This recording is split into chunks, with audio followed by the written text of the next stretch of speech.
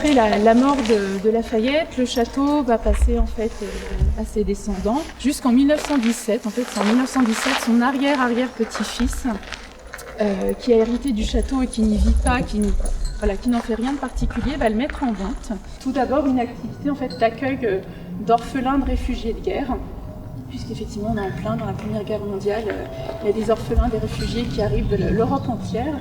Du coup, c'est vrai qu'aujourd'hui, c'était hyper intéressant de découvrir ce château et j'ai trouvé ça marrant de voir comment ces deux mondes ont un peu coexisté, en fait.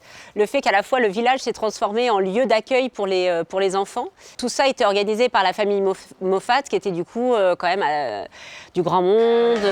Voilà, on a deux bibliothèques. En fait, on a celle-ci qui est la bibliothèque, on va dire, la plus savante, la plus personnelle aussi pour John Moffat. Et puis on avait également une bibliothèque à la fois en langue française et en langue anglaise qui était plutôt à l'usage des enseignants de l'école ou même des enfants. Et puis dans cette bibliothèque aussi, on a une collection assez sympathique d'anciens vinyles, de 78 tours pour la plupart, de John Moffat qui aimait beaucoup le jazz mais qui aimait aussi la musique classique.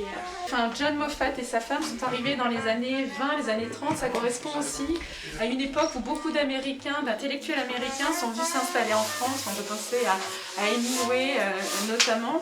Et qu'en même temps, ces gens-là étaient vraiment dans l'aide aux enfants. Ils ont aidé les enfants tuberculeux, ils ont aidé les enfants qui étaient orphelins à la suite de la guerre, ils ont aidé les enfants juifs qui ont dû se cacher. Et ça j'aime beaucoup réfléchir et travailler sur l'enfance et l'éducation et tout ça. Et là, je trouve qu'il y a un vrai sujet très intéressant. Ils ont sauvé des enfants, quoi. Il y a un autre truc incroyable, c'est le fait qu'ils soient américains et que du coup, il y a tout un tas d'objets américains. C'est marrant qu'ici, dans ce petit village, il y ait tous ces objets-là qui soient arrivés un peu comme ça, par magie. C'est très curieux et très chouette.